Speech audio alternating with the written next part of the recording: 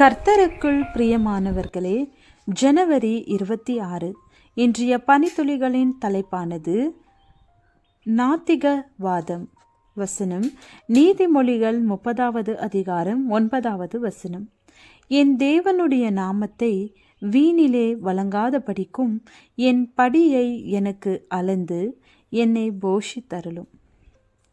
ஒரு அருமையான தேவ ஊழியரின் பிரசங்கத்தில் குற்றம் கண்டுபிடிக்கும்படி ஒரு நாத்திகள் வந்திருந்தான். ஆனால் எந்த குற்றமும் கண்டுபிடிக்க இயலவில்லை. கூட்டம் முடிந்தது. எல்லோரும் கலைந்து செல்லும்போது அவன் அந்த ஊழியரை வழிமறித்தான். நாளைய தினம் எங்கள் நாத்திக பகுத்தறிவாளர் பாசறையில் எங்களை சந்தித்து வாதிட தயாரா என்று கேட்டான்.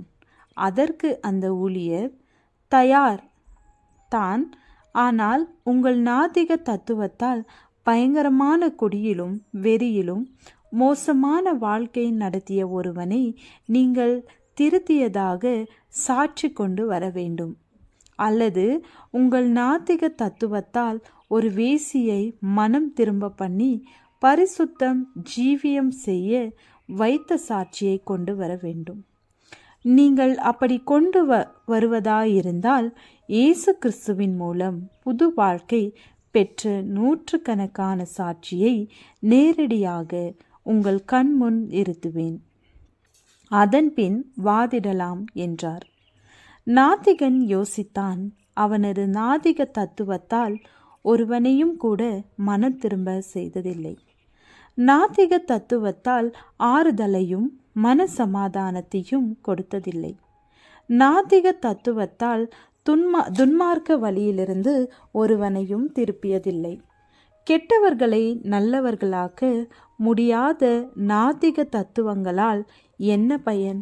ஆனால் கிறிஸ்தவ மார்க்கமோ சட்டமோ சமுதாயமோ திருத்த முடியாத கொடியவர்களையும் பரிசுத்தவான்களாக்கி இருக்கிறதே. காட்டு மிராண்டிகளை நாகரீகமுள்ளவர்களாயிருக்கிறதே. பதில் பேச முடியாமல் அவன் சென்று விட்டான். அப்போஸ்தலனாகிய பவுல் கிறிஸ்தவர்களை கொலை செய்ய வெறி கொண்டிருந்த அவனை இயேசு கிறிஸ்து எவ்வளவு அருமையாக திருப்பி கர்த்தருடைய வல்லமையான ஊழியக்காரனாக மாற்றினார். இயேசுவை கிறிஸ்து அல்ல என்று மறுதலிக்கிறவனே அல்லாமல் வேறு யார் பொய்யன்? இன்னும் அநேகர் தேவனை நம்பாமல் வாழ்கின்றனர். தேவன் சிருஷ்டிகர் என்பதை விசுவாசியாமலிருக்கிறார்கள். நாம் தேவனை எப்படி விசுவாசிக்கிறோம்? ஒன்றான மெய் தேவனாகிய உம்மையும் நீர் அனுப்பினவராகிய இயேசு கிறிஸ்துவையும் அறிவதே நித்திய ஜீவன்.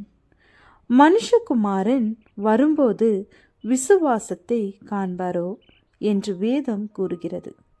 இந்த கடைசி காலத்தில் நாம் தேவனை உறுதியாக பற்றி கொள்வோம். அவரை அண்டிக் கொள்ளுகிற அனைவரும் பாக்கியவான்கள். ஜெபம். அன்பின் தேவனே, உம்மை விசுவாசித்து உம்முடைய வழிகளில் நடக்க கிருபை அருளும்.